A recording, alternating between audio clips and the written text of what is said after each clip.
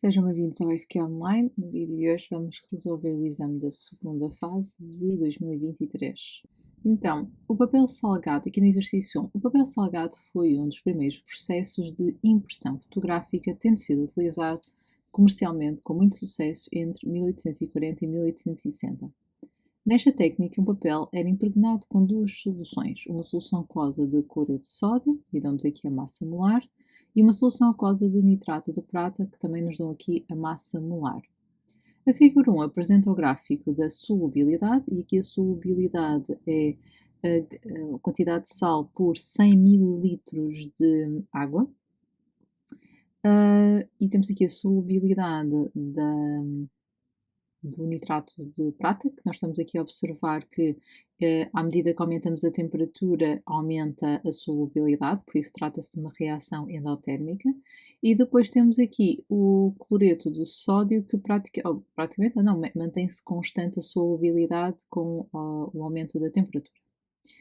Ok, vamos então ver aqui o que é que nós queremos saber. Na 1.1, o sal mais solúvel em água, no intervalo de temperaturas considerado no gráfico, é o... Então vamos lá ver aqui as nossas opções. O cloreto de sódio e a sua solubilidade aumenta com o aumento da temperatura. Portanto, ok, este já nós podemos cortar, porque já vimos que a solubilidade do cloreto de sódio, que é o vermelho, mantém-se constante com o aumento da temperatura. Por isso, esta aqui não pode ser. Depois, é o cloreto de sódio e a sua solubilidade não é afetada pela temperatura. A segunda parte aqui está correta, por isso para já vamos manter esta aqui. A solubilidade não é afetada pela temperatura. Depois, o nitrato de prata e a sua solubilidade aumenta com o aumento da temperatura. Ok, esta parte é verdade. E era o nitrato de prata e a sua solubilidade não é afetada pela temperatura. Pronto, então, em relação à parte da temperatura, está arrumado. E agora, nós queremos saber aquele que é mais solúvel em água no intervalo de temperatura considerado. A solubilidade está relacionada com o quê? Com a quantidade de sal que nós conseguimos dissolver, neste caso, em 100 ml de água. E o que acontece é que nós verificamos que, no caso do cloreto de sódio, nós só conseguimos dissolver cerca de, ora bem, olhando ali para a escala, portanto, deve ser à volta dos 38 gramas de sal por 100 ml de água. Ou seja, e é sempre esse o valor. Enquanto que no caso do nitrato de prata, se nós aumentarmos a temperatura, vamos conseguir dissolver mais sal, ou seja, conseguimos aumentar a solubilidade. Por isso, neste caso, o sal mais solúvel em água podemos considerar, então aqui vou colocar a azul, seria a opção C, portanto, ou seja, seria o nitrato de prata, uma vez que com o aumento da temperatura, como aumenta a sua solubilidade, então significa que ele acaba por ser mais solúvel em água. Ok, vamos verificar aqui nos critérios de correção, porque eu estou a fazer, esqueci-me de dizer, para a versão, peço, não disse, estou a fazer para a versão 1, portanto, para a versão 1, ok, a opção correta é a C, na versão 2 seria a opção A. Vamos então continuar. Na 1.2, numa reprodução deste processo, as soluções foram preparadas a 24 graus de acordo com o seguinte procedimento. Dissolver 12 gramas de nitrato de prata em 100 ml de água destilada, dissolver 5 gramas de cloreto de sódio em 100 ml de água destilada. Admita que o volume de cada solução corresponde ao volume de solvente, ou seja, significa que e nós estamos, apesar de estarmos a adicionar o soluto, não é, à água, nós vamos apenas considerar que o volume da solução é exatamente o volume de solvente, ou seja, o soluto aqui não contribui para o aumento do volume da solução. Qual é a massa de nitrato de prata que ainda seria possível adicionar à solução inicialmente preparada desse sal para obter uma solução saturada à temperatura de 24 graus? Ok, então eu vou descer aqui a linha a seguir. Ok, então nós queremos aqui, portanto, qual é a massa, estamos a falar qual é a massa de HNO3 que ainda seria possível adicionar à solução inicialmente preparada, portanto, inicialmente preparada foi 12 gramas deste sal para obter uma solução saturada. Então o que vamos fazer? Nós vamos aqui ao gráfico, ok, vamos analisar primeiro aqui a nossa escala, ou seja, de 20 até 30 nós temos aqui a escala dividida em 5 partes. Então significa que seria 2, 4, 6, 8, 10, não é? Portanto, nós estamos aqui a trabalhar nos 24. Portanto, 24 seria aqui. E nós queremos para o nitrato de prata, por isso, então vamos aqui ao gráfico e vamos observar que para uma temperatura de 24 a solubilidade é de 250 gramas, ou seja, significa que 24 graus, depois vou colocar esta informação mais abaixo, nós temos aqui a informação que podemos dissolver, ou seja, para termos uma solução saturada, precisamos de 250 gramas de nitrato de prata, considerando um volume de água de 100 mililitros. Ok, então agora eu vou pegar nesta informação que fui buscar ao gráfico e vou colocá-la aqui para a resolução do exercício, portanto vou só puxá-la aqui para baixo. E aqui neste caso nós estamos a utilizar 100 ml de água destilada, por isso, ou seja, para a preparação da solução aqui indicada na 1.2 eles utilizaram exatamente a mesma quantidade de água, portanto temos na mesma 100 ml. O que significa que, como já temos 12, então vamos ver quanto aqui ainda falta adicionar. Então 250 tiramos 12. E vamos ver então quanto é que, por isso no fundo o que nós vamos tentar perceber é quanto é que nós podemos ainda adicionar. Então 250 menos 12, como dá 238 gramas, então chegamos à conclusão que poderíamos adicionar aqui 238. Ok, vamos aqui aos critérios de correção. A opção B está correta para a versão 1. Se forem da versão 2, a raciocínio é exatamente igual, mas tem que ser a opção C. Ok, vamos continuar. Vou só puxar aqui, eu vou ter sempre que ir puxando aqui um bocadinho para baixo. E agora diz o seguinte. O cloreto de prata é um sal pouco solúvel em água, sendo o seu equilíbrio de solubilidade expresso por esta expressão aqui. Já agora, então, se temos aqui a equação para o equilíbrio de solubilidade, o que eu normalmente faço logo é escrever já aqui a fórmula para o produto de solubilidade. Então significa, vamos por aqui concentração inicial, concentração final, aqui não nos interessa isto, aqui vamos considerar que é 0 e aqui fica S. Então o produto de solubilidade neste caso para este sal seria a concentração do Ag+ no equilíbrio vezes a concentração do Cl- no equilíbrio. Portanto, o produto de solubilidade seria S vezes S, ou seja, o produto de solubilidade seria S ao quadrado. Ok. Agora, diz-nos aqui que o produto de solubilidade, ou seja, o Ks, é de 1,6 vezes 10 elevado a menos 10. Então, eu posso aproveitar, continuo aqui o meu raciocínio, portanto, o S vai ser raiz quadrada do produto de solubilidade, uma vez que o S tem que ser um valor positivo. E então, a solubilidade seria raiz quadrada, raiz quadrada de 1,6 vezes 10 elevado a menos 10. Vou só buscar aqui a calculadora. Vou usar aqui a Namor, portanto, raiz quadrada de 1,6 vezes 10 menos 10. Ok, vamos deixar aqui com dois algarismos significativos, portanto fica 1,3 vezes 10 elevado a menos 5.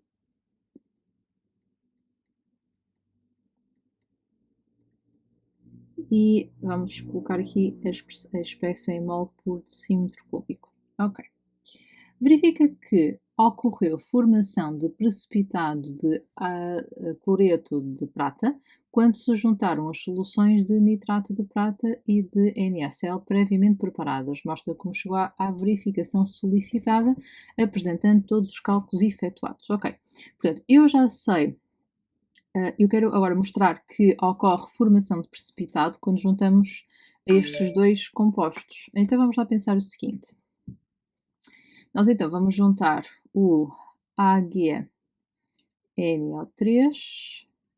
no estado aquoso com o NaCl no estado aquoso. Portanto, ele aqui tem dois íons, tem o Ag+ e tem o NO3-. Este aqui também é um composto iónico, tem o Na+ e o Cl-. Portanto, então agora o que é que vamos fazer? Ele, no fundo, o que aconteceu foi o cation deste juntou-se ao anião e deu origem ao HCl, e que já sabemos que ficam no estado sólido porque foi esse que é o sal pouco solúvel, e depois nós temos que o cation deste vai se juntar ao anião deste e dá origem ao NaNO3.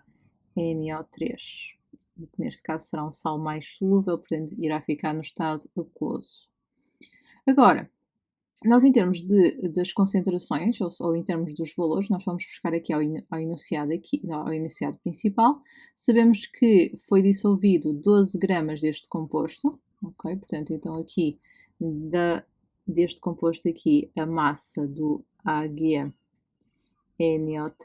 são 12 gramas e o volume foi 100 mililitros. E depois do NaCl, vou ter que ir buscar cá em cima também, foram 5 gramas.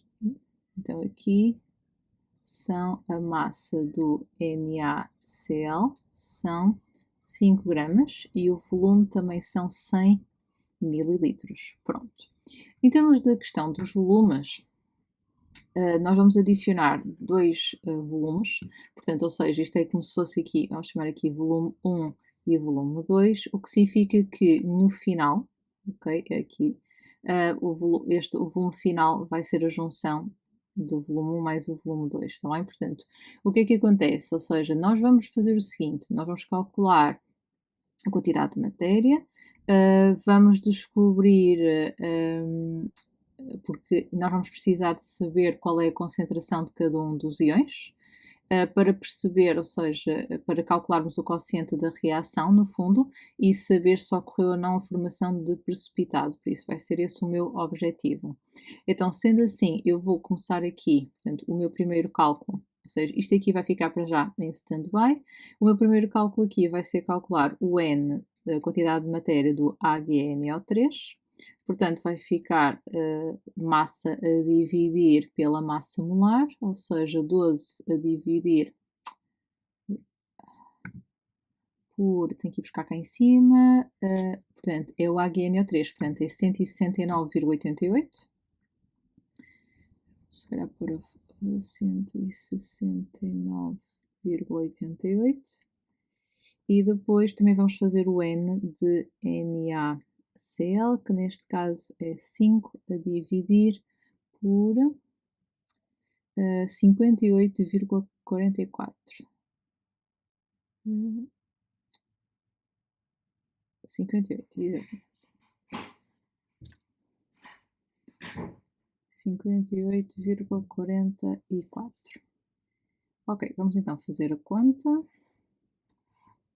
Fica aqui 12 a dividir por 169,88, dá aproximadamente 0,071 mol.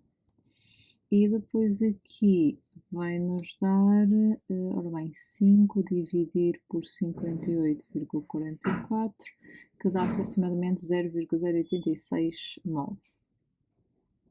86 mol. Ok. Então significa que para determinar agora a concentração, para determinar a concentração de cada um dos íons no final, portanto a concentração do íon Ag+ no equilíbrio, ou a concentração de Ag+, vai ser 0,071 a dividir por 200 ml, ou seja, 0,200. E a concentração do Cl- vai ser daqui do NaCl, por isso vai ser 0,086 a dividir por 0,200, ou seja, pela estequiometria nós temos em cada aqui no composto AgNO3 nós temos apenas um cation, portanto, ou seja, está na proporção de 1 para 1, e aqui no composto NaCl a mesma coisa, portanto, também está aqui na proporção de 1 para 1.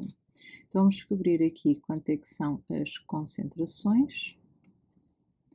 Fica 0,071 a dividir por 0,200, ou seja, 0,355 mol por decímetro cúbico, e a mesma coisa para o 0,086 a dividir por 0,200 dá 0 0,430 mol por decímetro cúbico.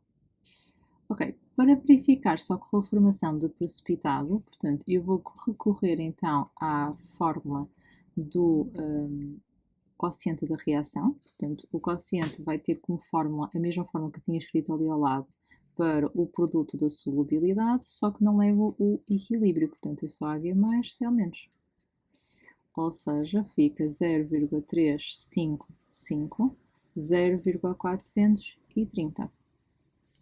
Então, 0,355 vezes 0,430, isto vai dar aproximadamente 0,152, que não tem unidades, ou seja, 1,52 vezes 10 elevado a menos 1. E chega à conclusão que o quociente da reação é superior ao produto de solubilidade, o que significa que, então vamos escrever aqui, portanto, como o quociente da reação é maior que o produto de solubilidade, então, o sistema vai evoluir no sentido inverso, contribuindo para aumentar a concentração do HCl. Logo, há formação de precipitado. Portanto, verifica que ocorreu a formação de precipitado, mostra como chegou à verificação solicitada, apresentando todos os cálculos efetuados. Ok, então vamos verificar aqui os critérios de correção. Os elementos de resposta. Calcula as concentrações de H mais Cl- após a junção das duas soluções.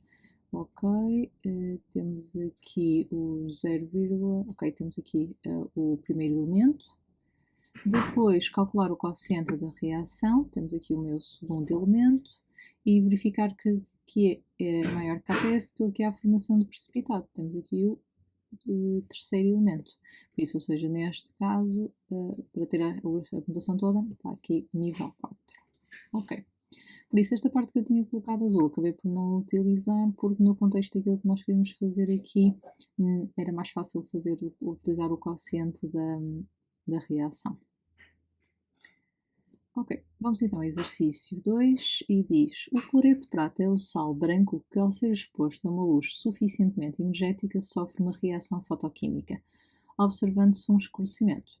Para investigar experimentalmente o efeito de algumas radiações do espectro visível na reação fotoquímica do cloreto de prata, um grupo de alunos preparou 5 tubos de ensaio da forma seguinte. No tubo de ensaio do A, sem revestimento. No tubo B, revestimento transparente vermelho, depois verde, depois azul e, por último, opaco e prateado. Em cada tubo de ensaio, os alunos colocaram 1 ml de solução aquosa de nitrato de prata e 1 ml de solução aquosa do cloreto de sódio para formar, então, o precipitado de cloreto de prata. Após o mesmo tempo de exposição à luz visível, os alunos removeram os revestimentos dos tubos de ensaio B, C, D e E. A figura 2 esquematiza os tubos de ensaio antes e após a remoção dos revestimentos. Portanto, aqui na 2.1 diz: analisando os resultados da experiência, conclui-se que as amostras de HCl escurecem quando são expostas, e aqui é algumas ou a qualquer uma das radiações da luz visível, e que no tubo de ensaio é, sendo a luz visível ou refletida ou transmitida pelo revestimento, a amostra não escurece. Ok, portanto, aqui o que nós pretendemos mostrar é que, em primeiro lugar, o tipo de revestimento vai interferir na forma como a amostra vai ou não escurecer. E também aqui o nosso objetivo é tentar perceber como é que o escurecimento está dependente, porque, por exemplo, ele ao ter um revestimento transparente vermelho, portanto, ele vai absorver a radiação, exceto a vermelha. Portanto, então significa que nós vamos ver aqui formas de escurecimento diferentes. Então significa que apenas, ou seja, eles vão escurecer quando estão apenas sujeitas a alguma das radiações de luz visível. No caso do tubo de ensaio é, como ele é opaco, então faz com que parte da radiação acaba por ser refletida. Então significa que a opção correta aqui na versão seria a opção A. Vamos só confirmar, exato. A versão A é a opção A, na versão 1 é a opção A, na versão 2 seria a opção C. Ok, continuando. Depois, qual é a opção em que se apresentam as radiações testadas por ordem crescente de energia? Então, nós temos que pensar aqui um bocadinho sobre o espectro eletromagnético e no espectro eletromagnético as radiações podem ser ordenadas pela fotão, ou seja, pela quantidade de energia. E o que nós sabemos é que nós temos, antes de entrarmos na parte da radiação visível, nós temos aqui a radiação infravermelha e depois da parte da radiação visível nós temos a ultravioleta. E esta parte pode nos ajudar porque se é infravermelho é antes do vermelho, portanto então significa que a primeira cor que vai aparecer aqui na parte da região do visível é o vermelho e depois aqui vem o ultravioleta, que é depois do violeta, portanto então aqui a última seria a violeta. Então aqui, nós queremos por ordem crescente de energia, portanto, ou seja, da menos energética para a mais energética, e logo aqui podemos já cortar a opção A e a opção B, porque puseram a azul como sendo a menos energética, e na verdade a azul vem antes do violeta. Portanto, então significa que está mais perto das radiações mais energéticas. Depois, em termos da opção C e a opção D, a vermelha de facto será a menos energética, mas depois a azul, entre a verde e a azul será a mais energética. Então significa que a opção correta seria a C. Vamos só verificar. Exato, a versão 1 é C, na versão 2 será a D. Ok. 3 diz: um feixe de radiação monocromática que se propaga inicialmente no ar incide numa das faces paralelas de uma lâmina de vidro, com um ângulo de incidência alfa. Ao atravessar a lâmina de vidro, de largura L, o feixe sofre um desvio da sua direção de propagação, como mostra a figura 3. Vamos então à 3.1 e o lema de desenvolvimento vou afastar aqui. A lâmina de vidro tem um índice de refração de 1,52 para o feixe de luz considerado. Então aqui no vidro, o N, vamos por aqui chamar aqui N do vidro, é 1,52. Considera que alfa é de 32 graus e que esta largura é de 2,81 centímetros. Ou seja, aqui temos o ângulo reto, okay, e no fundo aqui está-nos a dar este cateto. Determina a distância que a luz percorre ao atravessar a lâmina de vidro, por isso, ou seja, no fundo estamos a pedir para nós chegarmos a este valor aqui. Ok, por isso vamos precisar de saber aqui o ângulo de incidência e depois fazemos aqui um bocadinho de trigonometria para conseguirmos descobrir a hipotenusa. Então, no primeiro passo, então eu vou utilizar, portanto, pela lei de Snell-Descartes, eu posso dizer que o N do ar vezes o seno do ângulo de incidência é igual ao N no vidro vezes o seno do ângulo de refração. Portanto, o ângulo de refração é este aqui. O N do ar é 1, mas também está no formulário. Fica vezes seno de 32 graus é igual ao N do vidro, que é 1,52, vezes o seno do ângulo de refração. Então, o seno do ângulo de refração vai ser igual ao seno de 32 graus a dividir por 1,52 e depois podemos dizer que o ângulo de refração vai ser o seno de menos 1 do resultado, que vocês podem primeiro, se não quiserem fazer assim, podem primeiro só fazer esta conta que ficou aqui dentro e só depois a seguir fazer o seno de -1. Ok, então vou aqui à calculadora. Vou por aqui deste sim. Seno de -1 e agora aqui traço fração e agora aqui pomos seno de 32 e 1,52. Ou seja, vai dar 0,370. Não vai dar nada porque a calculadora está em radianos, não é? Esqueci, estávamos a calcular ângulo, por isso eu vou modificar aqui para graus. Vou voltar aqui ao meu cálculo, exato, e vou repetir. Ups, vou repetir a conta. Exato, ok, 20,4 graus. Portanto, aqui vamos pôr 20,4 graus. Ok. Agora, segundo passo, vamos fazer aqui o triângulozinho.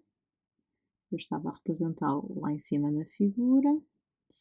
Aqui o ângulo é reto, aqui é o ângulo de refração, aqui são 2,81 centímetros e este foi o que eu fui descobrir, que é 20,4.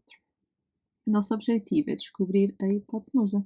Então vamos fazer, portanto eu tenho o cateto adjacente, tenho a hipotenusa, por isso posso utilizar o cosseno.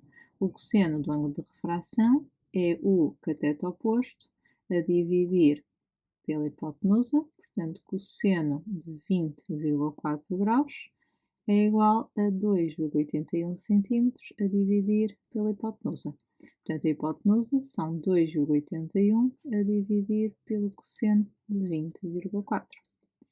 Então, 2,81 a dividir pelo cosseno de 20,4 dá aproximadamente 3, ou seja, H dá aproximadamente 3 centímetros. Por isso, pede para determinar a distância que a luz percorre ao atravessar a lâmina de vidro e a conclusão que nós chegamos são 3 centímetros. Se quisermos colocar isto na unidade de sistema internacional, seria 3 vezes 10 elevado a menos 2 metros. Ok, vamos verificar aqui os critérios.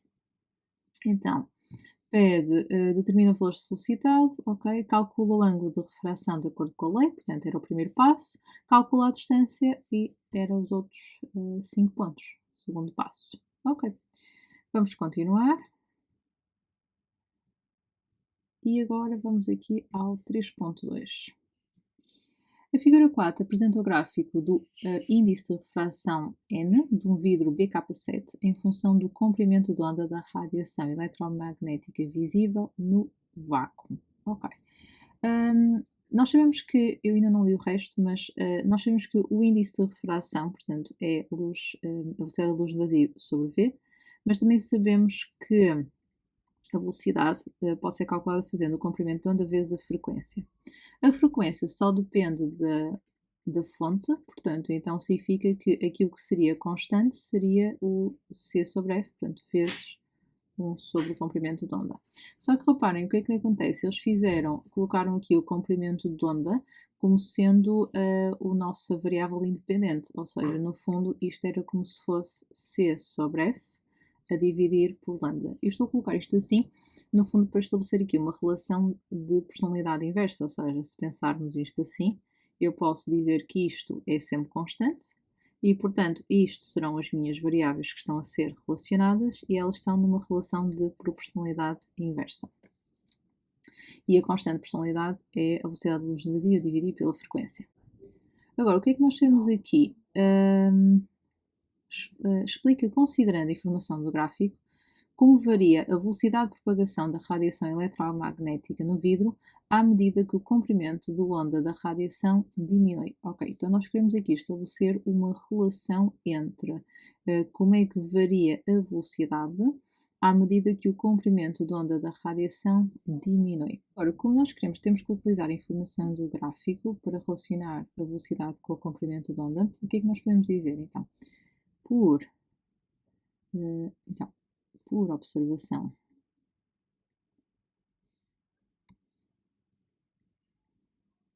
do gráfico, n e lambda, portanto, são inversamente proporcionais. Okay. Proporcionais, portanto, considerando que a frequência é, né, constante, sendo assim, são grandezas inversamente proporcionais. Sendo assim, à medida que o comprimento da onda diminui, o índice de refração aumenta. Ok. Depois, por outro lado, como n é igual a c sobre v e c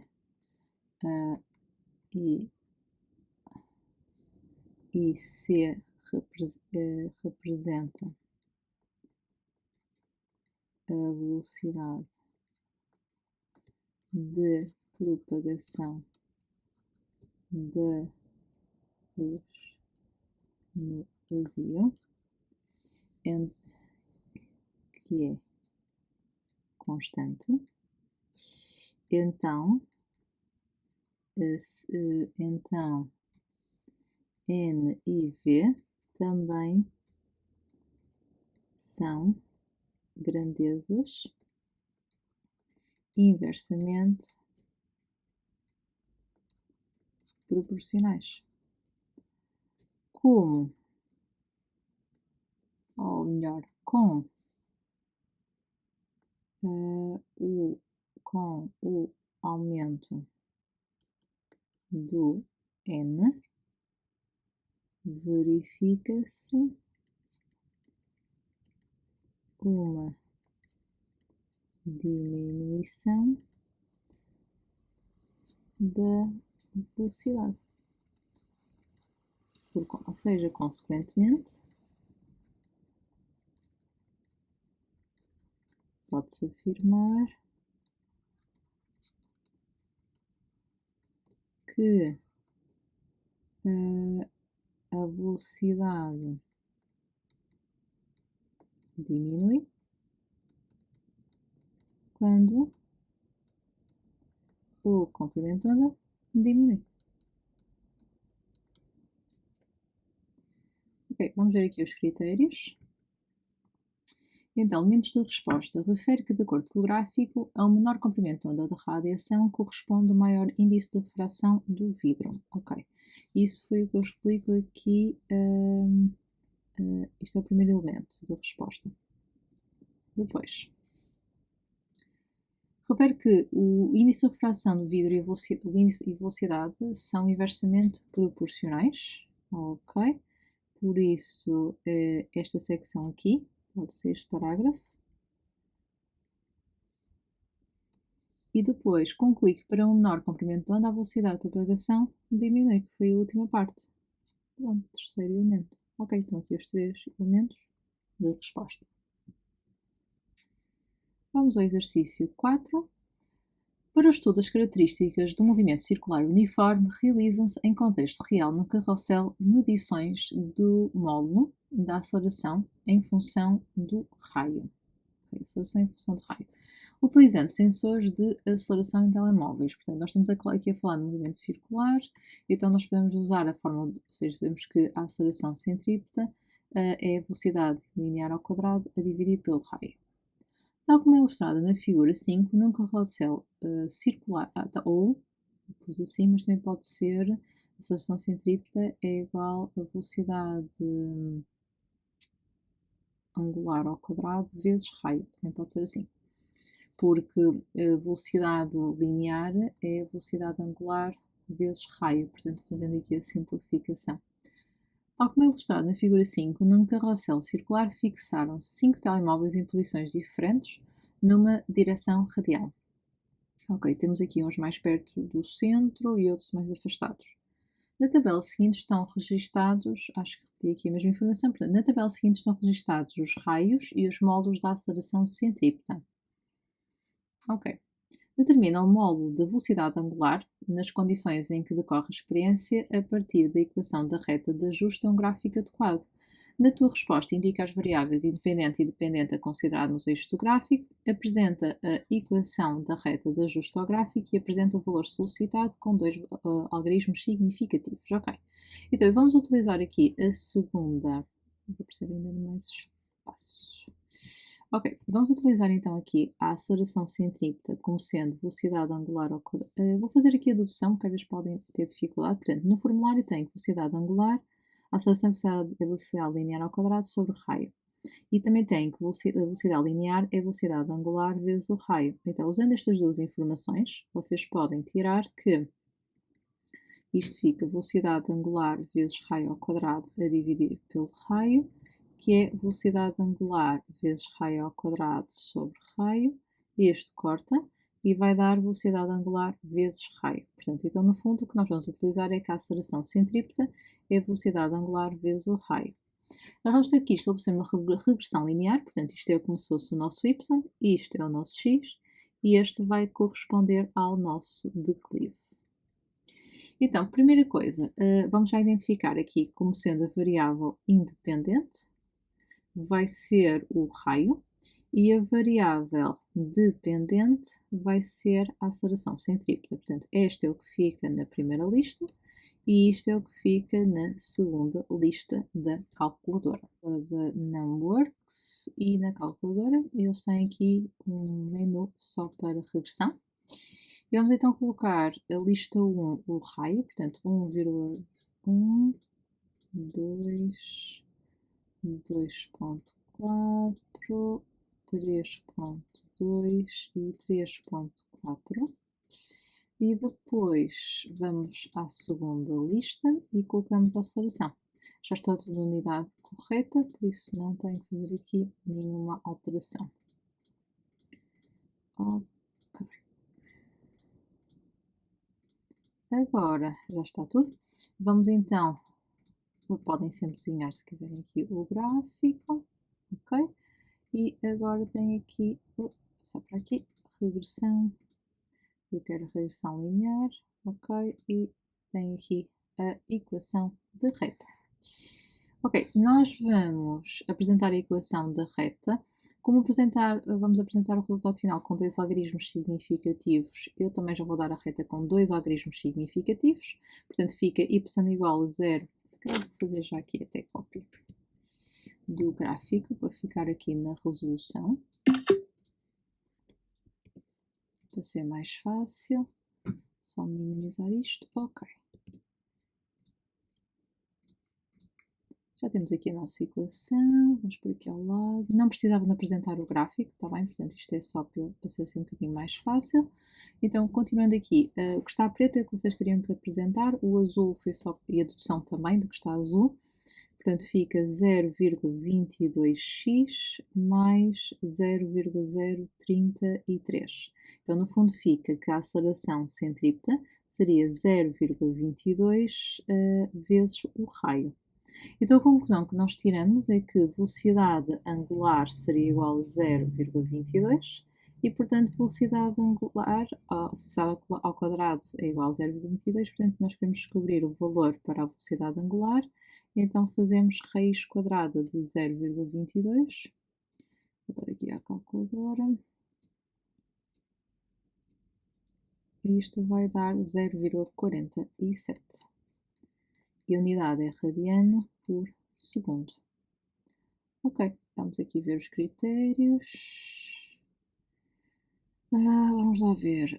Determinar o valor solicitado percorrendo as etapas seguintes. Relaciona os raios medidos com os moldes da aceleração centrípetas medidas através desta expressão. Okay, foi a primeira coisa que eu escrevi. Depois, apresenta a equação da reta de ajuste do gráfico. Ok, que foi esta. Escrevi as duas. Ok. Depois, calcula o módulo da velocidade angular a partir da reta de ajuste, que é o 0,47, que também já está aqui. Deixa eu ver aqui as notas. Na nota 1, a ordem das duas primeiras etapas é arbitrária. A apresentação de R igual a F em função implica uma desvalorização. Se fizessem ao contrário, ok? Se escrevessem raio em função da aceleração e não aceleração, ou seja, trocassem aqui, tinha uma desvalorização de 2 pontos. Caso o aluno identifique apenas as variáveis independente e independente, tinham direito a 1 ponto. Na equação da reta de ajuste, a omissão da ordenada de origem não tinham qualquer desvalorização, portanto, se não tivessem só posto 0,22R, como era como eu tinha posto, não era desvalorizado. E a apresentação do resultado final com um número de algarismos significativos diferente, porque tinham que apresentar com 2, implicava uma desvalorização de 2 pontos. Ok? Ter cuidado aqui a estas notas. Vamos continuar. Vamos deixar. Ok. Então, o modelo de Bohr do átomo de hidrogênio proposto em 1913, baseando-se em órbitas estacionárias circulares, permite o cálculo da energia dos eletrões nos diferentes níveis de energia. A cada nível de energia do eletrão corresponde uma única órbita em torno do próton. Admite que no estado fundamental o eletrão se move numa órbita circular, com este raio, e realiza 1000 voltas naquele intervalo de tempo. Ok, então nós considera que o movimento do eletrão é circular e uniforme. Qual é a velocidade do eletrão nesta órbita? Ok, então a velocidade, nós estamos a trabalhar com movimento circular, portanto, então estamos a falar em termos de velocidade. Quando pede aqui velocidade, seria velocidade linear. Se forem ao formulário, vocês têm que a velocidade linear é a velocidade angular vezes o raio. O raio já o temos, falta-nos determinar a velocidade angular. Então, o primeiro passo aqui é, e para calcular a velocidade angular, precisamos ou da frequência ou do período, por isso eu vou utilizar aqui esta informação para determinar, por exemplo, o período. Ou seja, eu sei que em 1000 voltas, para dar 1000 voltas era necessário 1,52 vezes 10 elevado a menos 13 segundos. Eu, como quero descobrir o período, eu quero saber o tempo que iria demorar a dar uma volta completa. Então, o período seria 1 vezes 1,52 vezes 10 elevado a menos 13 a dividir por 1000. Ou seja, isto é como se fosse 1,52 vezes 10 elevado a menos 13 e aqui é como se fosse 1 vezes 10 elevado a 3. Se não quiserem aqui utilizar a calculadora, isto fica 1,52 vezes 10 elevado a menos 16 segundos. Agora, já posso calcular a velocidade angular. Portanto, a velocidade angular é 2, por exemplo, 2π sobre o período, portanto, ficava 2π sobre 1,52 vezes 10 elevado a menos 16, e isto expressa-se em rad por segundo. E agora, fazemos a velocidade linear, portanto, que é a velocidade angular vezes o raio, ou seja, fica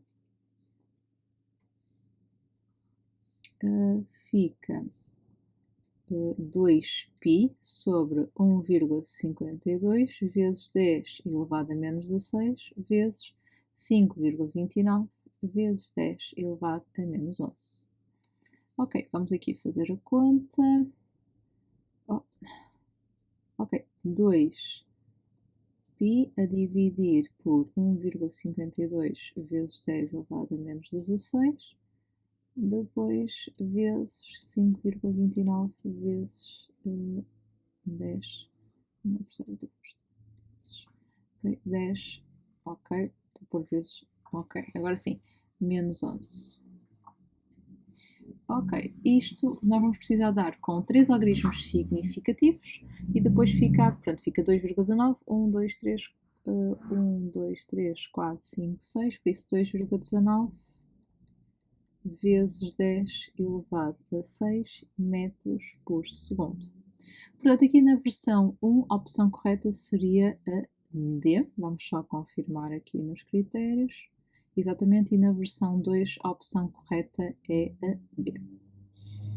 Ok, vamos prosseguir. E diz o seguinte: submetendo um tubo de descarga com gás de hidrogênio rarefeito a uma descarga elétrica de alta tensão, é possível, através de um espectroscópio, observar o espectro de emissão daquele elemento. A diferença de potencial entre os elétrodos nas extremidades do tubo da descarga corresponde à energia transferida para o gás rarefeito. Portanto, nós estamos a falar de tensão. A diferença de potencial é tensão. Por isso, aqui vocês teriam, eu ainda não li tudo, mas de certeza que vamos ter que pensar em termos da fórmula. Por isso, a tensão representa, normalmente nós expressamos em volt, mas representa a energia que é transferida por unidade de carga. Não confundir com a corrente, que é o número de cargas que atravessam secção reta num dado intervalo de tempo. Está bem? Por isso, nós neste caso estamos a falar na fórmula da tensão. Então, a tensão, eu já posso criar a CAD, portanto, sei que é a energia transferida para o gás e é por unidade de carga que o atravessa. Portanto, aqui no fundo era literalmente saber a definição de tensão. Por isso, vamos só confirmar, mas assim era a opção A e na versão 2 era a opção D. Agora, continuando, não sei se vou precisar de espaço, diz o seguinte, a figura 6 representa as 4 primeiras riscas do espectro de emissão na zona do visível do átomo de hidrogênio em função do comprimento de onda da radiação. Então temos aqui a designação da risca, ok. Temos aqui as 4 riscas e aqui está-se a verificar o aumento do comprimento de onda. Qual é a risca correspondente à transição eletrónica com origem no nível 4? Ok, por isso, nós estamos a falar, nós estamos a falar do átomo de hidrogênio. Vamos só pensar aqui. Por isso, nós temos nível 1, que é quando. Vou só pôr aqui os níveis. Nível 2, à medida que nós vamos aproximando do exterior, os níveis vão ficando menos espaçados. E eles estão-nos a dizer qual é a risca que corresponde à transição eletrónica. Ok, tem que ir para a região divisível. Portanto, então neste caso tem que ser para a região 2.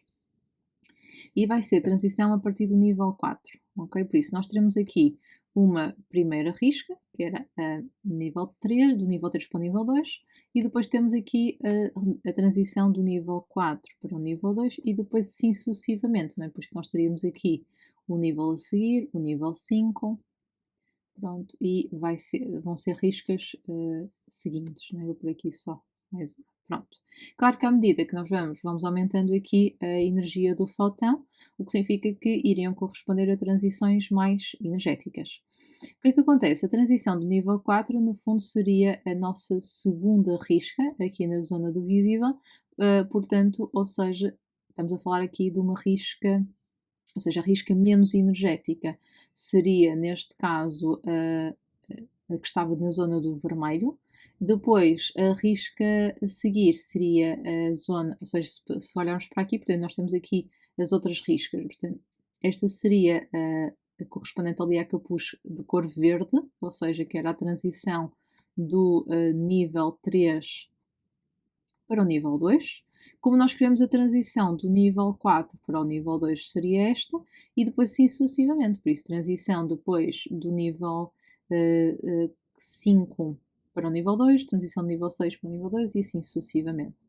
Então significa que aqui a opção correta seria, na versão 1, a opção B. Vou só aqui aos critérios para ver que, ok, na versão 2 seria a opção C. Continuando.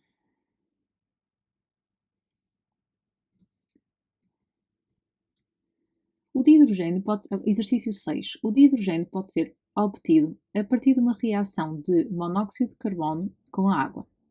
Esta reação pode ser traduzida por esta equação. Peço desculpa. Aqui nós temos a reação, temos aqui a indicação que a variação de entalpia é menor que zero, por isso nós sabemos que se trata de uma reação que é exotérmica, no sentido, e aqui a indicação é sempre para o sentido direto.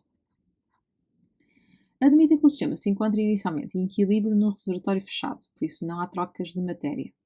Pretende-se maximizar a produção de H2. Então, se nós queremos aumentar a concentração de H2, nós queremos que seja favorecida a reação no sentido direto. Prevê, justificando se cada um dos procedimentos seguintes assegura o cumprimento do objetivo, diminuir o volume do reservatório mantendo a temperatura do sistema constante, Diminuir a temperatura do sistema mantendo o volume do reservatório constante. Ok. Eu vou fazer isto com texto, porque a minha letra não está muito famosa hoje. Vou só aumentar aqui o tamanho para se ver melhor. Ok, então, vamos começar pelo primeiro procedimento. É diminuir o volume do reservatório mantendo a temperatura do sistema constante. Então, o que é que nós sabemos? Eu vou, já, à medida que vou escrevendo, vou já explicando. Por isso, diminuindo, e vou precisar aqui de espaço. Ok, diminuir o volume do reservatório,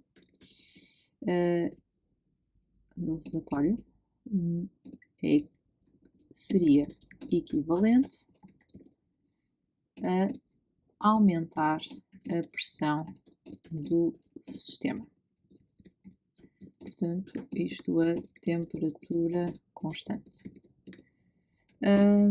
Ou seja, segundo o princípio de Le Chatelier, o sistema, ou o equilíbrio, neste caso, vai evoluir no sentido de, por isso nós aumentamos a pressão, por isso o equilíbrio vai evoluir no sentido de diminuir a pressão do sistema. Ok. No entanto, o que é que nós verificamos? Que nós temos exatamente a mesma quantidade de moles nos reagentes e nos produtos. O que significa que alterações em termos de aumentar ou diminuir o sistema não fazia qualquer diferença, ok? Por isso, é isso que eu vou ter que explicar. Então, o que acontece? Diminuir, neste caso, o volume ou aumentar, vai diminuir o volume ou aumentar o volume do reservatório ou diminuir. Isso vai trazer implicações a nível da pressão, só que neste caso, como temos a mesma quantidade de moles, ou seja, de moléculas gasosas, quer nos reagentes, quer nos produtos, isto não afeta, não há qualquer alteração. Então, no entanto, como nos reagentes e nos produtos da reação existem a mesma quantidade de matéria gasosa, então alterações ao nível da pressão não afeta o equilíbrio do sistema. Portanto, a diminuição do volume do reservatório não afeta a produção de H2. Ok. Só por aqui. Pronto. Ok, por isso então, para primeiro não ocorre nenhuma alteração. Agora, vamos ao segundo tópico. Segundo o princípio de Le Chatelier, a diminuição da temperatura do sistema, mantendo o volume do reservatório constante, favorece a reação exotérmica. Portanto, como neste caso a reação no sentido direto é exotérmica, pois e agora precisar pôr, depois a variação de entalpia é negativa, então ao diminuir a temperatura estamos a favorecer o aumento da concentração, estamos a favorecer a diminuição, ou vamos supor, estamos a favorecer o aumento da concentração dos produtos, maximizando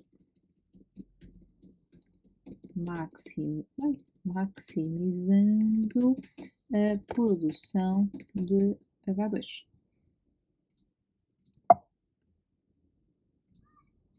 Pronto. Então, sendo assim, apenas o segundo procedimento cumpriria o objetivo pretendido. Pronto. Vamos então verificar aqui os critérios.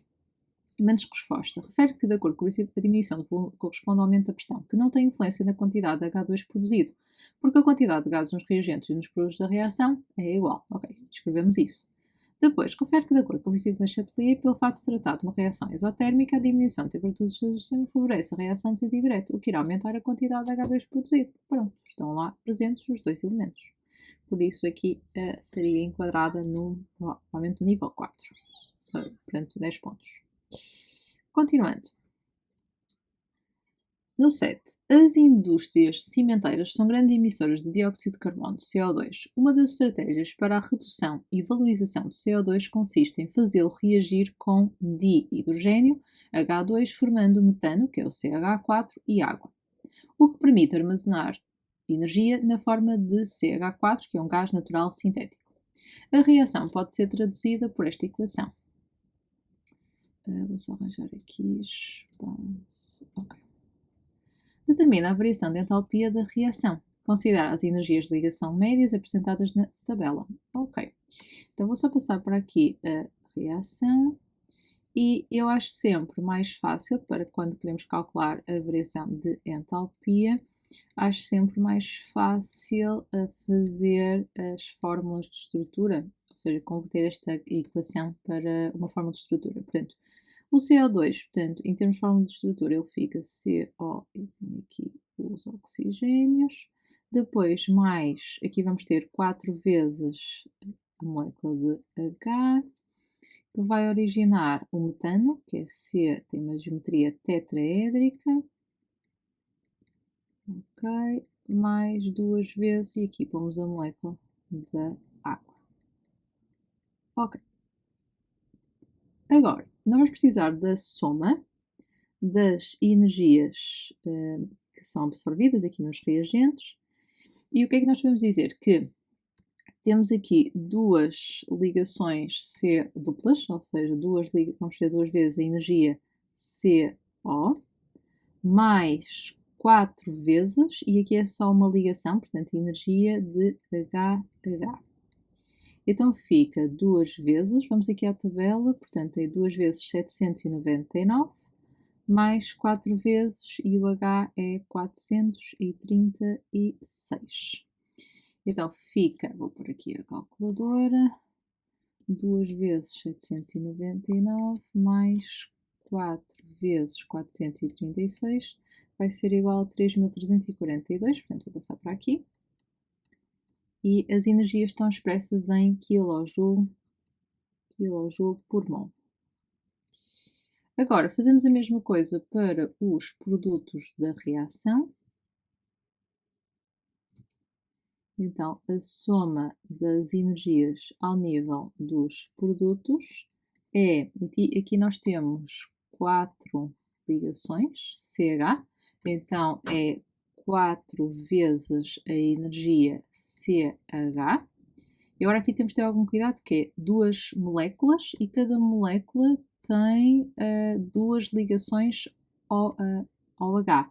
Então, aí já íamos esquecer, não é? Cuidado e não pus. 2 moléculas, cada molécula tem 2 ligações ao H. Então fica 4 vezes 414 mais 4 vezes 460. Vamos então aqui, 4 vezes 414 mais 4 vezes 460 dá 3.496.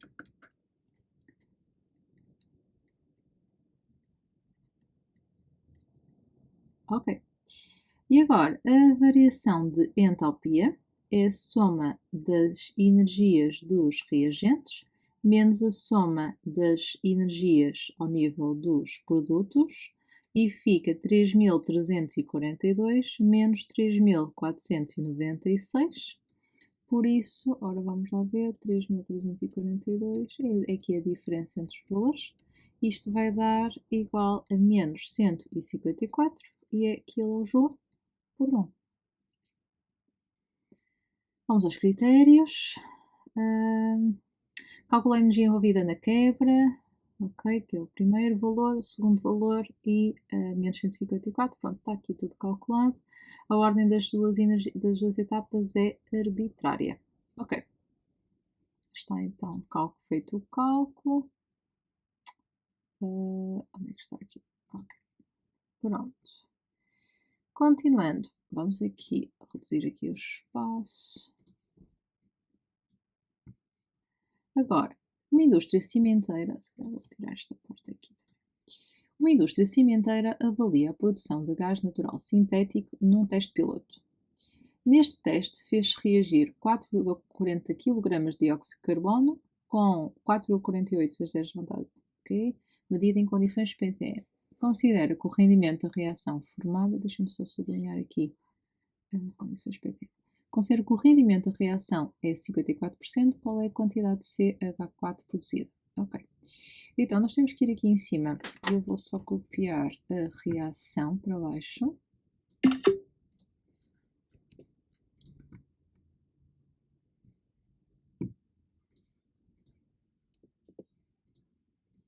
Ok. E vamos por aqui. Eu gosto de ter sempre a equação para colocar as informações. Então, aqui nós temos a massa, que são 4,40 kg. E temos a massa molar, que são 44,01 grama por mol. Depois de H2 temos o volume, que é 4,48 vezes 10 elevado a 3 decímetros cúbicos. E está medido nas condições PTN, portanto o volume molar é 22,4 decímetro cúbico por mol. E temos o rendimento da reação, que é de 54%. Ok. Muito bem, então vamos começar por... nós temos aqui uma reação completa, por isso nós vamos começar por descobrir qual é o reagente limitante e depois, por estequiometria, nós vamos descobrir quanto é que era a quantidade de CH4 que era suposto ser produzida e depois utilizamos o rendimento para descobrir a quantidade que de facto foi produzida. Então, o primeiro passo vai ser descobrir o N de CO2, que é massa sobre massa molar.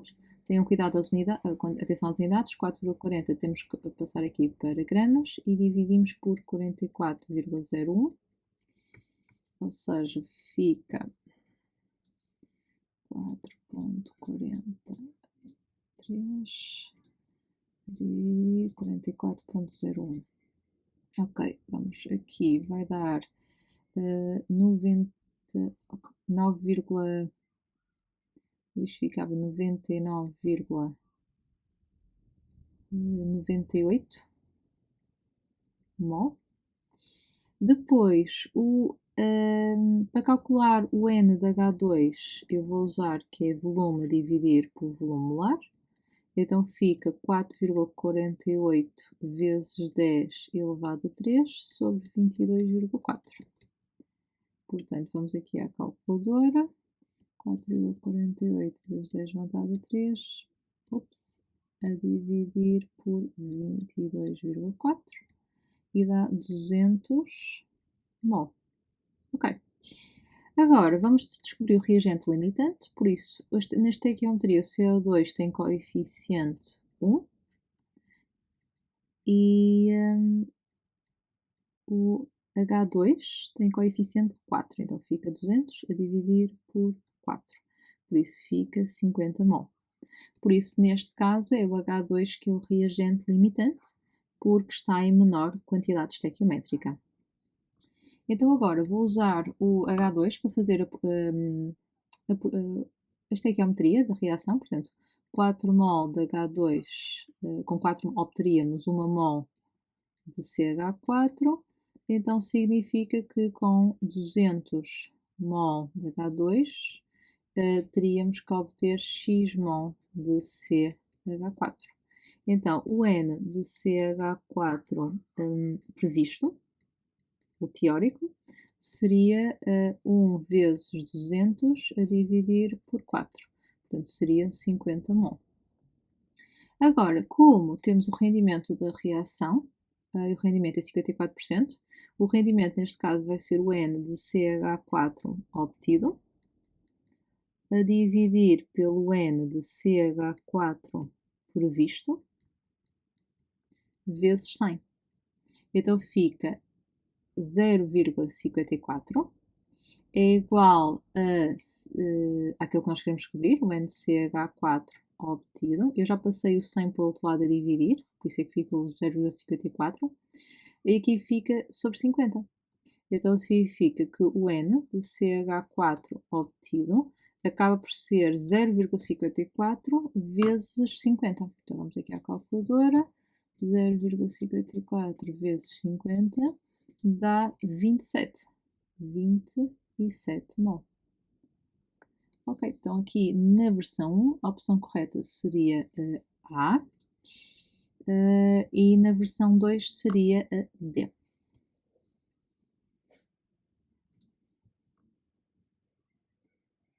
Continuando. Associa as moléculas apresentadas na coluna 1 às respectivas geometrias moleculares que constam na coluna 2. Escreve na folha de respostas cada letra da coluna 1, seguida do número correspondente da coluna 2. A cada letra corresponde apenas um número. Ok, nós já fomos falando aqui um bocadinho, por causa do primeiro exercício aqui, o 7. Portanto, o CO2, ele apresenta uma geometria linear.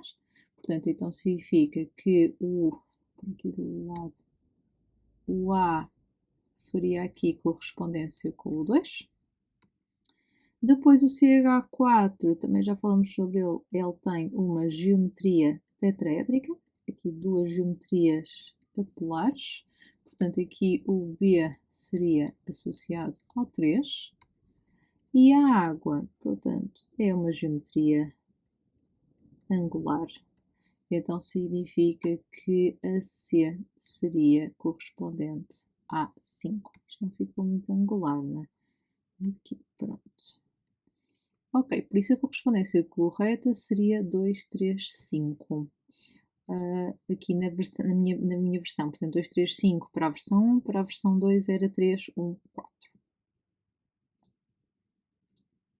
Ok, preciso disto. Continuando. No 8. No âmbito das suas metas ambientais, uma indústria cimenteira instalou um precipitador eletrostático, dispositivo que remove poeiras, numa chaminé como esquematizado na figura 7. Ok, então o que é que nós vemos aqui? Nós temos os gases com poeiras, temos uma grelha que é carregada negativamente, depois grelhas carregadas positivamente, que atraem, ou seja, aqui as partículas no fundo vão passar aqui nesta grelha, vão ficar carregadas negativamente e depois vão ser atraídas para as placas que estão carregadas positivamente, agarram as poeiras e sai o gás sem poeiras. Ok. As partículas constituintes dos gases de exaustão, ao atravessarem a grelha carregada negativamente, adquirem, lá está, carga elétrica negativa. Posteriormente são atraídas pelas placas carregadas positivamente, ficando aí aprisionadas. Qual das opções seguintes pode representar as linhas de campo elétrico que se geram no dispositivo que remove poeiras? Portanto, as linhas de campo elétrico, se nós pensarmos em termos só de cargas, portanto, nós temos a carga positiva e temos a carga negativa. E o que nós sabemos é que há sempre, ou seja, elas vão da carga positiva para a carga negativa. Ok, então significa que, como aqui é mais e aqui é menos, então faz sentido que o campo elétrico seja assim. Aqui não. Estas aqui também estão e esta também não dá. Ok, só que as linhas de campo elétrico não se cruzam. Então significa que, como estas aqui se cruzam, também não dá, portanto. Então significa que, pronto, a resolução de partes só pode ser, no caso do 8.1, na versão A. Na versão 2 era a opção B. Continuando.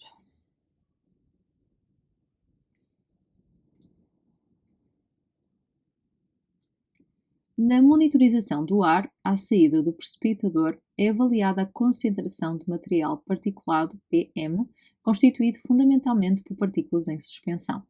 considera que, a partir de uma amostra de 1 metro cúbico de gases de exaustão, se obtém por filtração uma massa desse material, de material particulado.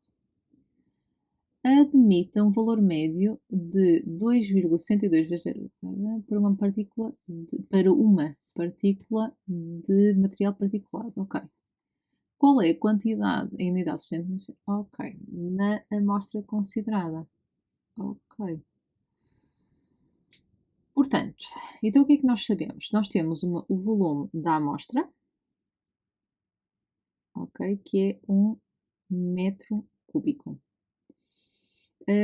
E sabemos que obtém-se uma massa de material particulado. Nós queremos saber a quantidade, ou seja, nós queremos saber o N. Ok. O N. Nós sabemos o volume. Ok. Por isso, nós sabemos aqui o volume, sabemos que se obtém deste material particulado, se obtém esta massa e admite um valor médio disto de massa para uma partícula. Ok. Então o que é que nós vemos? Se n for igual a 1, portanto nós estamos a trabalhar com uma partícula, não é? Nós temos que n seria igual a n a dividir pela constante de Avogadro.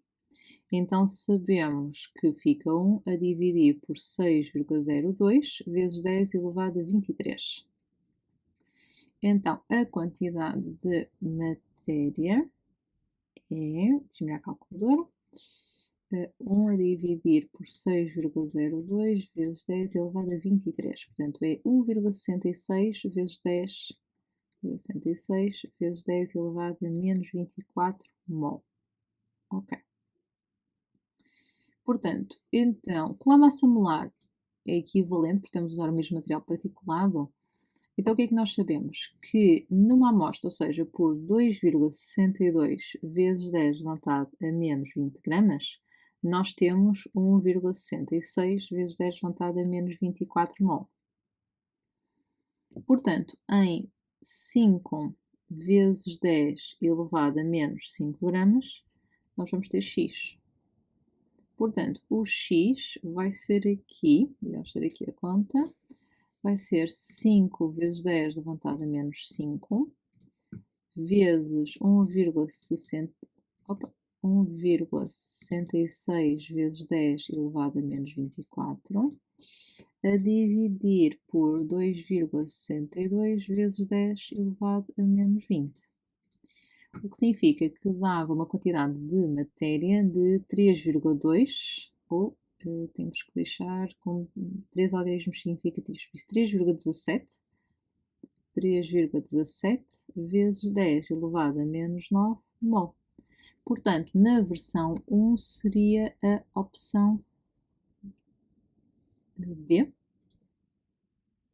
e na versão 2 seria a opção A. Ok, continuando, diz o seguinte: a utilização de carvão nas cimenteiras é responsável pela presença de dióxido de enxofre nos gases à saída do precipitador eletrostático. Admita que o teor de enxofre no carvão é 3,5% em massa. Na queima de 1 tonelada de carvão, todo o enxofre se espalha na atmosfera sob a forma de SO2, numa área circular de 1 km de raio. A precipitação nesta área arrasta os produtos gasosos resultantes da combustão e origina uma toalha líquida no solo de 10 mm de altura. Todo o enxofre presente no combustível fóssil é oxidado a íon SO4 2-. Portanto, todo o enxofre presente no combustível fóssil.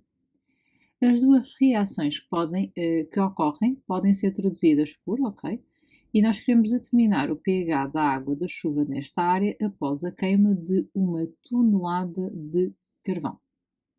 Ok, muitas informações aqui. Vamos por partes. Então já temos aqui a massa de carvão. Portanto, a massa de carvão vai ser utilizada para descobrir a massa de enxofre, visto que 3,5% é de enxofre. Então eu posso já começar aqui no meu primeiro dado por tirar, ok, a massa do carvão. Então a massa de carvão é 1 tonelada e 1 tonelada são 1000 kg, ou seja, é como se fosse 1 vezes 10 levantado a 3 kg. E agora vamos converter para gramas, portanto, 6 casas ao todo. Ok, primeiro passo está dado. Agora, vamos descobrir, ou seja, eu sei que a percentagem aqui neste caso em massa será dada pela massa do enxofre sobre a massa de carvão vezes 100. Como a percentagem em massa é 3,5%, então fica 3,5 sobre 100 vai ser igual à massa de enxofre sobre a massa de carvão. Portanto, a massa de enxofre é 1 vezes 10 elevado a 6 vezes 3,5 a dividir por 100. Portanto, a massa de enxofre é 3,5 vezes 10 elevado a 4 gramas. Ok. Agora, na queima de 1 tonelada de carvão, ok, por isso nós neste caso sabemos a massa de enxofre.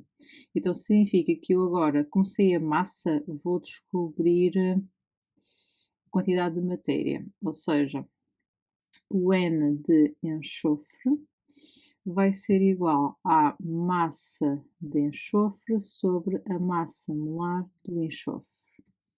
Este é o meu terceiro passo. Então vai ficar 3,5 vezes 10 elevado a 4. E agora vou precisar da massa molar do enxofre. Não sei se já tinha essa informação, mas penso que não, por isso eu vou ter que ir buscar ao formulário. Então, buscar o N de enxofre, que está aqui, está isto virado, não é?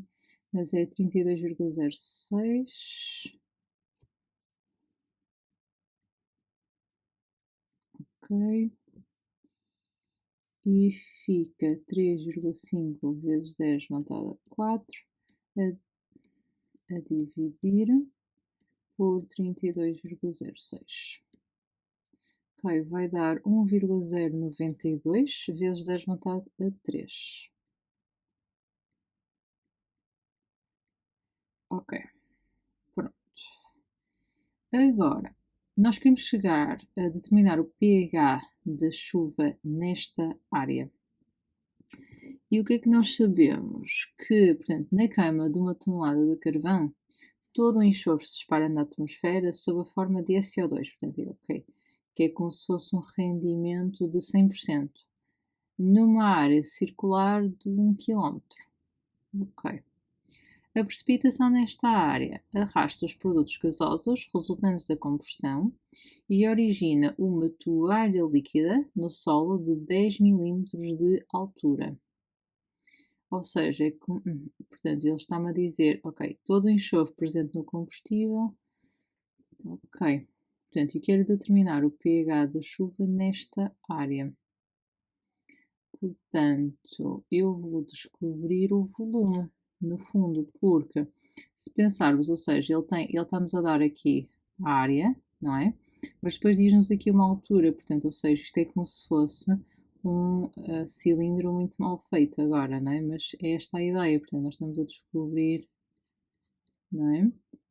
Ok, então vamos por partes.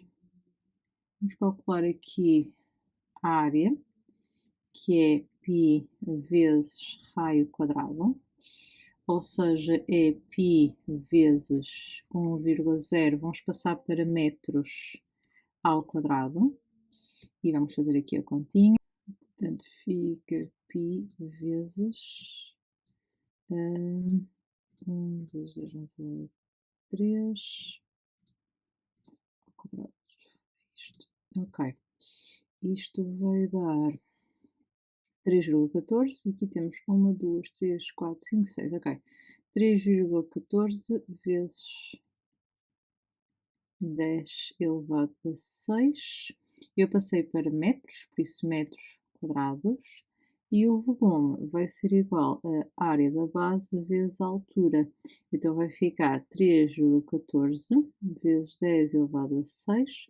E a altura são 10 milímetros, ou seja, é 10 vezes 10 elevado a menos 3.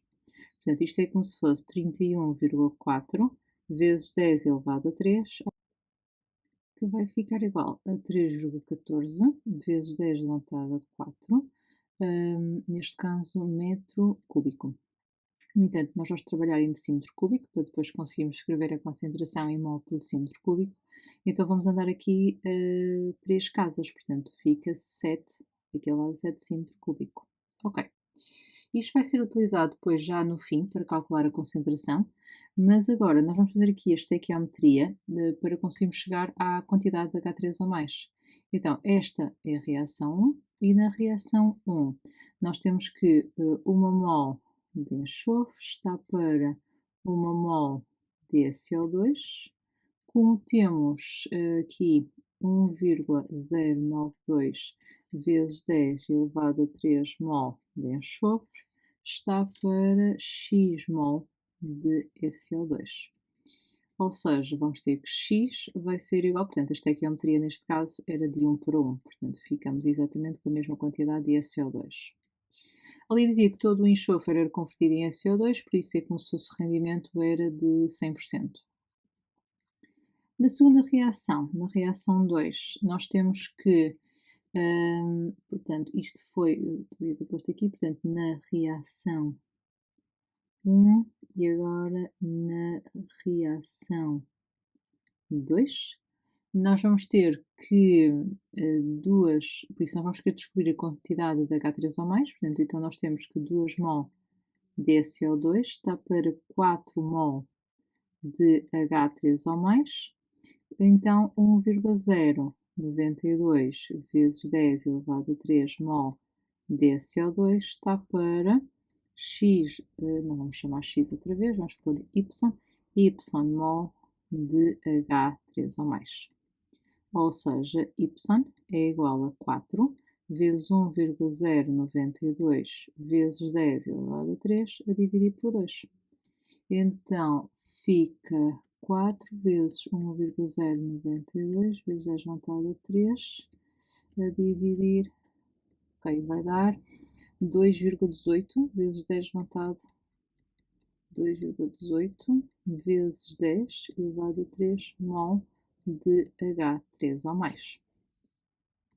Ok, então agora já conseguimos calcular a concentração de H3 ou mais, que é N sobre V, então é 2,18 vezes 10 elevado a 3 e o volume tinha-me dado 3,14 vezes 10 elevado a 7. 2,18 vezes 10 elevado a 3 a dividir por 3,14 vezes 10 elevado a 7, que dá 6,94 vezes 10 elevado a menos 5, então aqui mol por decímetro cúbico. E o último passo, vou mostrar só aqui um bocadinho mais de espaço, é calcular o pH. Portanto, então o pH era menos logaritmo de 6,94 vezes 10 elevado a menos 5. Vamos então aqui à calculadora, menos log de 6,94 vezes 10 elevado a menos 5. Ok? Que vai dar aproximadamente 4,2. Ok, vamos então ver os critérios. Era determinar a quantidade de enxofre, que era 1,09, portanto, ok, o primeiro tópico aqui era chegar a este, ok, portanto, isto aqui, no fundo, isto, deixa-me só pôr aqui, estes três que representam o primeiro elemento. Depois, calcular o volume da água, que era 3,14 vezes 10 levantado a 7. Ok, portanto é este, o segundo elemento. E depois, calcular de acordo com a estequiometria das equações a concentração. 6,94, exatamente. Portanto, isto compunha aqui o terceiro elemento. E depois o último era calcular o pH, que era 4,2. Pronto, e aqui então era o último elemento. Pronto, temos aqui os 4 elementos de resposta.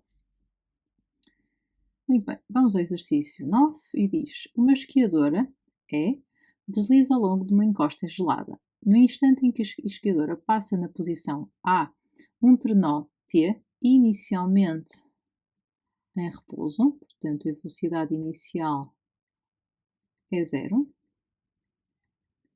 desprende-se de uma encosta do lado oposto, tal como se representa na figura 8. Portanto, a velocidade inicial do trenó. Portanto, no instante em que a esquiadora passa na posição A, um trenó inicialmente em repouso desprende-se de uma encosta do lado oposto, tal como se representa na figura 8, que não está à escala. Os dois corpos, após a descida das encostas, passam a mover-se no plano horizontal.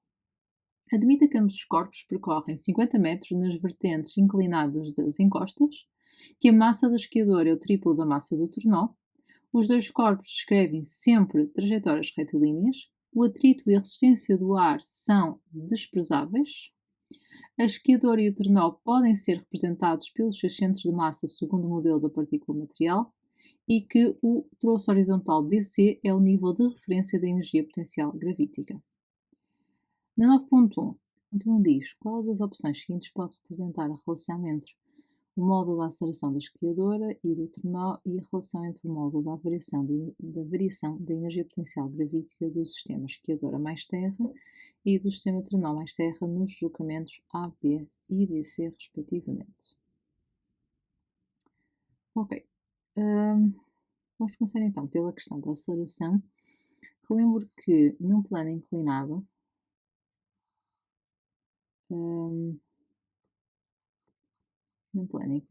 onde não há resistência do ar nem força de atrito, por isso o deslocamento deve-se apenas em relação ao peso. O peso pode, porque o componente Y do peso vai depois, neste caso, cortar com o componente da normal. Portanto, no fundo aqui só vai atuar a componente X do peso. E este ângulo aqui, que vamos usar, é o mesmo que a inclinação. Então, o P de X e o peso podem ser relacionados através do seno, portanto, seno de θ é componente X do peso sobre P. Então, o componente X é peso seno de θ, ou seja, a componente X acaba por ser massa vezes a gravidade vezes seno de θ. Ok, então posto isto, para a esquiadora, portanto, a aceleração do esquiador, depois eu tenho que chegar agora aqui à aceleração. Portanto, então, a primeira coisa que eu já tinha dito foi que a força resultante aqui iria ser a componente X do peso mais a componente Y do peso mais a normal. Portanto, em ambos os casos isto vai cortar, portanto a força resultante, em termos de soma vetorial, depende apenas do componente X. Portanto, significa que a módulo da força resultante vai ser igual ao módulo da componente X. Mas, por outro lado, a força resultante é igual a massa vezes a aceleração, e a componente X é massa vezes a gravidade vezes seno de θ. Por isso, em ambos os casos, o que nós estamos a dizer é que a aceleração é gravidade vezes seno de θ.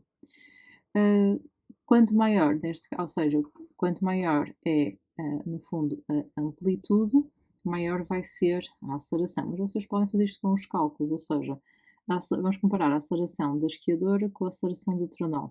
Então fica gravidade vezes, neste caso, seno de 20, e depois aqui gravidade vezes seno de 40. E podemos fazer até a conta. Só passei isto para graus. Eu já tinha passado, só que sempre que clico ela reinicia. Por isso, seno de 20 a dividir por seno de 40 dá aproximadamente 0,5. Portanto, significa que a aceleração da esquiadora é aproximadamente metade da aceleração do trenó, por isso é menor. Então, a aceleração da esquiadora é menor, por isso já podemos tirar as duas primeiras. Por outro lado, nós podemos relacionar aqui que a variação da energia potencial gravítica é simétrica do trabalho realizado pelo peso. Então significa que a variação de energia potencial gravítica vai ser igual ao trabalho realizado pela componente x mais o trabalho realizado pela componente y. Então, desculpa que eu aqui pus isto sem querer. Então, a variação de energia potencial gravítica vai ser igual a menos. O trabalho realizado pela componente x do peso é a componente x, vezes a distância percorrida, vezes o cosseno de zero, porque a componente x está colocada com a mesma direção do deslocamento, que neste caso, em ambos os casos, é descida, mais zero. Então, o trabalho, a variação de energia potencial gravítica é menos massa vezes a gravidade vezes seno de θ vezes 1 mais 0. Ou neste caso menos 0, mas vou tirar esta parte. Portanto, a variação de energia potencial gravítica é dada por menos massa vezes a gravidade vezes seno de θ. Ok. Então, vamos agora fazer a comparação. Portanto, em módulo, variação da energia potencial da esquiadora, módulo da variação de energia potencial gravítica do trenó. Então fica massa da esquiadora, gravidade seno de 20, massa do trenó, gravidade seno de 40. Agora, a gravidade corta, a massa da esquiadora é o triplo da massa do trenó.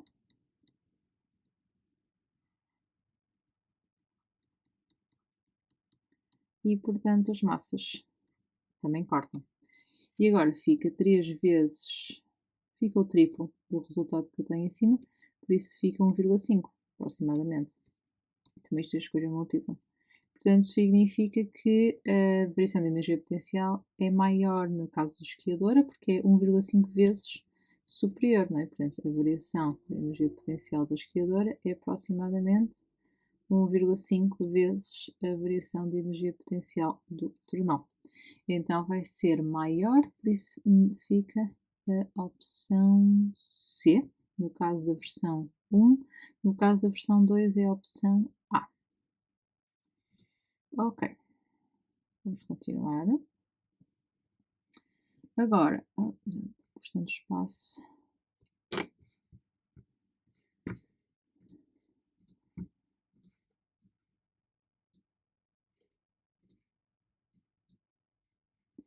Ok, e agora um bocadinho para lá. 9.2. Qual das opções seguintes corresponde ao esboço fotográfico da energia cinética da esquiadora e do trenó em função da distância percorrida ao longo das encostas? Ok. Então, nós estamos a fazer a energia cinética em função da distância. Muito bem. Então, vamos pensar o seguinte. A energia cinética. Ok. Pelo teorema da energia cinética, a variação de energia cinética é igual ao trabalho da força resultante. Ok. Portanto, ficava a energia cinética no fim menos a energia cinética no início é igual a. Para já até vou deixar a variação. Okay. Variação de energia cinética é igual à força resultante vezes a distância percorrida e a força resultante vai com o mesmo sentido do deslocamento. Então fica a variação de energia cinética é igual à força resultante, que nós neste caso já sabemos até que é a componente x do peso vezes a distância. Portanto, no fundo, a variação de energia cinética, já podemos ir buscar lá em cima, é massa vezes a gravidade vezes seno de θ vezes o deslocamento. Ok. Agora, nós sabemos que o trenó começa com energia cinética zero, porque diz que a velocidade é zero, mas não diz a mesma coisa relativamente à esquiadora. Por isso, quando passa, ou seja, quando inicia o deslocamento, a esquiadora já vem com algum valor de energia cinética. Portanto, então significa que aqui não pode ser, porque ela aqui começaria com zero, e aqui também não pode ser, porque também começaria com zero. Ok. Agora, nestes dois casos, nós teríamos a afirmar que o declive, ou seja, no caso da A, o declive seria o mesmo. Mas para o declive ser o mesmo, a inclinação teria que ser o mesmo dos dois planos, o que não é. Então significa que, neste caso, ficávamos com, por exclusão de partes, com a opção D. Então vamos confirmar aqui nos critérios, D para a 9.2, para a versão 1, versão 2 é a opção B. Ok. 9.3. Após o percurso AB, a esquiadora no plano horizontal cruza-se com o trenó, deslocando-se ambos com velocidade de igual módulo. Determina o módulo da velocidade da esquiadora no instante em que o trenó se desprende.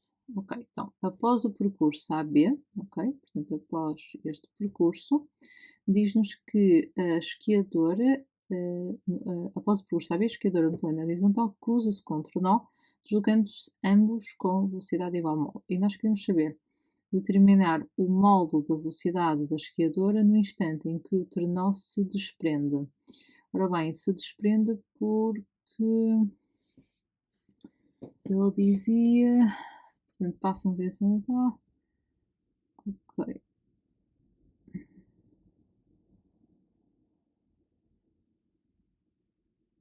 Por isso, após o percurso, a esquiadora com os coordenados, alcançamos com velocidade igual a moto. Termina a modo da velocidade da esquiadora no instante em que o trenó se desprende.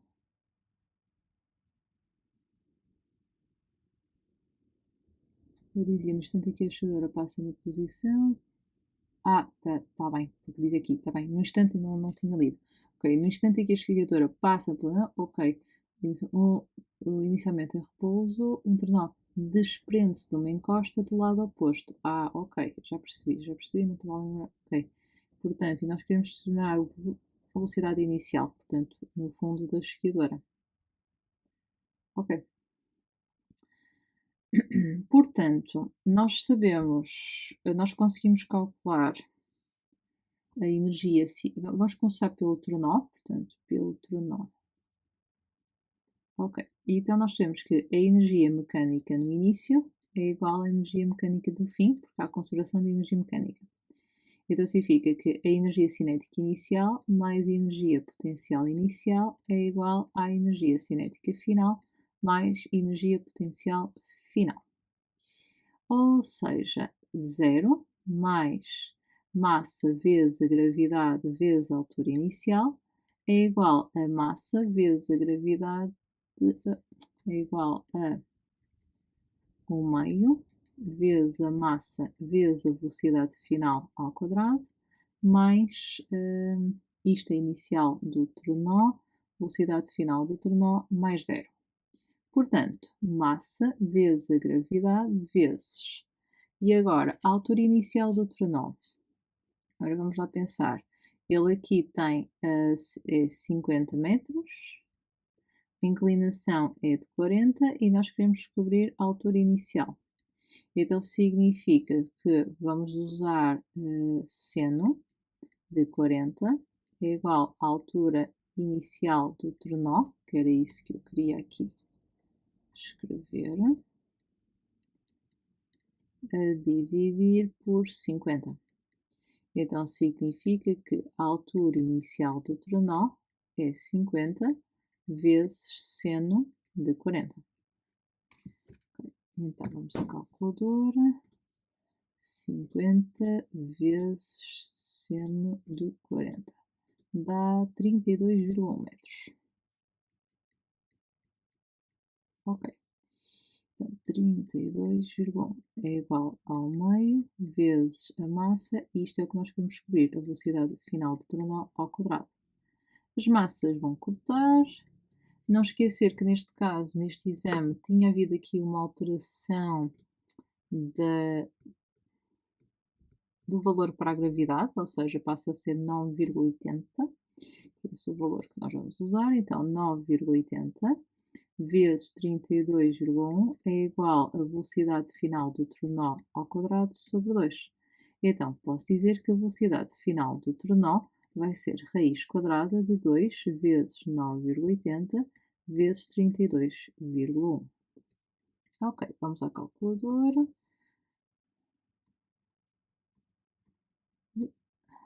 Ok, raiz quadrada de 2 vezes 9,8 vezes 32,1, que dá 25,1.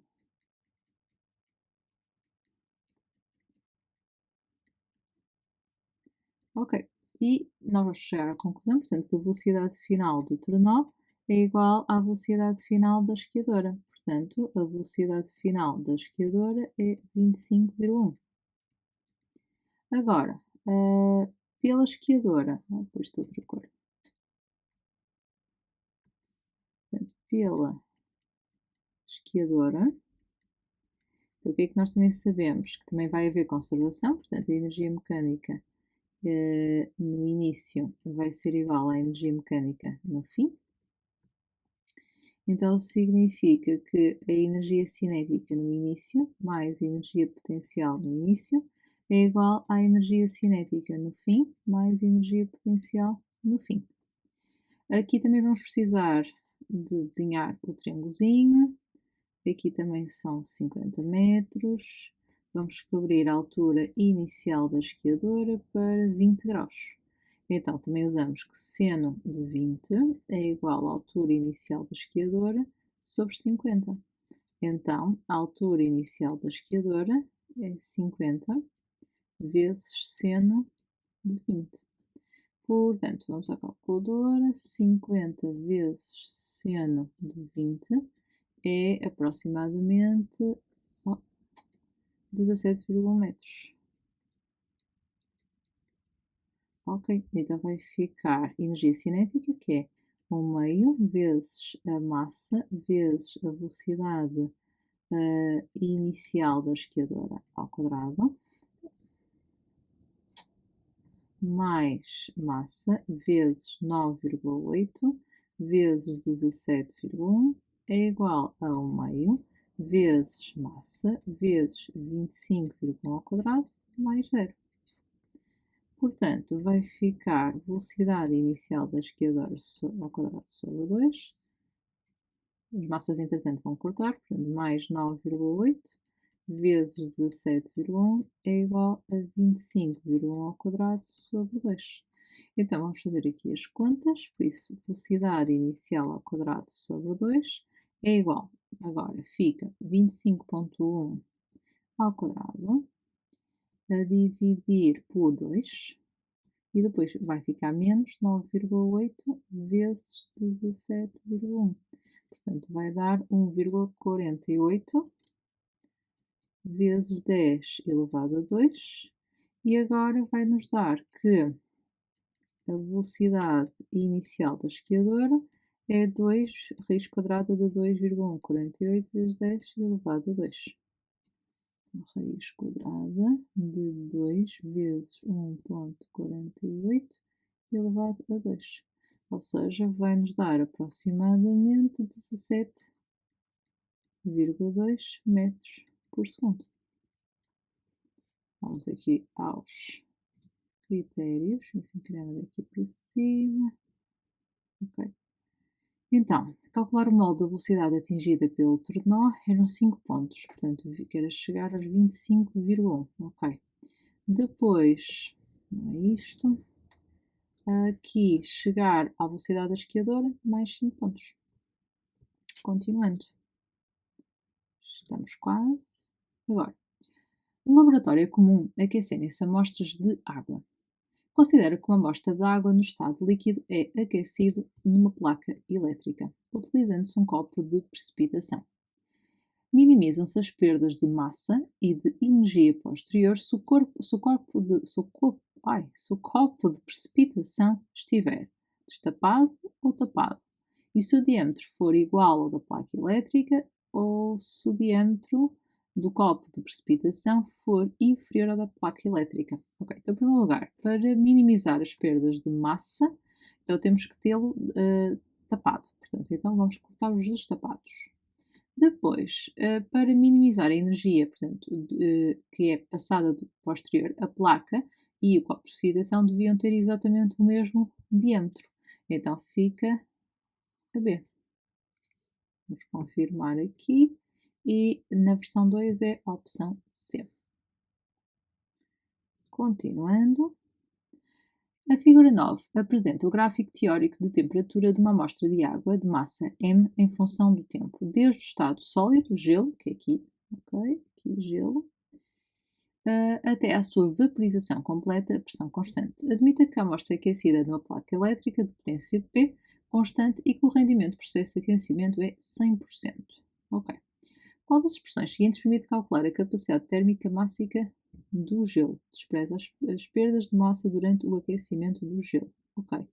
Ele dá-nos aqui a placa tem esta potência. Pronto. Ok. Então, no intervalo, vamos considerar ali só o intervalo de 0 a T1.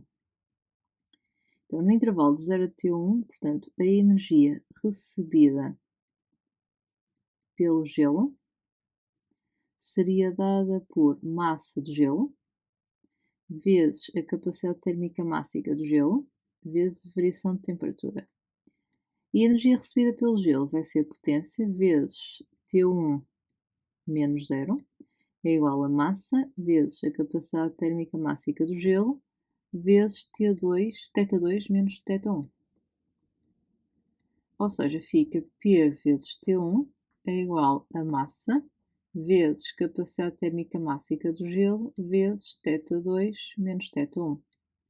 Então, a capacidade térmica mássica do gelo vai ser P vezes T1 a dividir por massa vezes θ2 menos θ1. Então, fica a opção B aqui para a versão 1 e na versão 2 fica a opção D. E agora?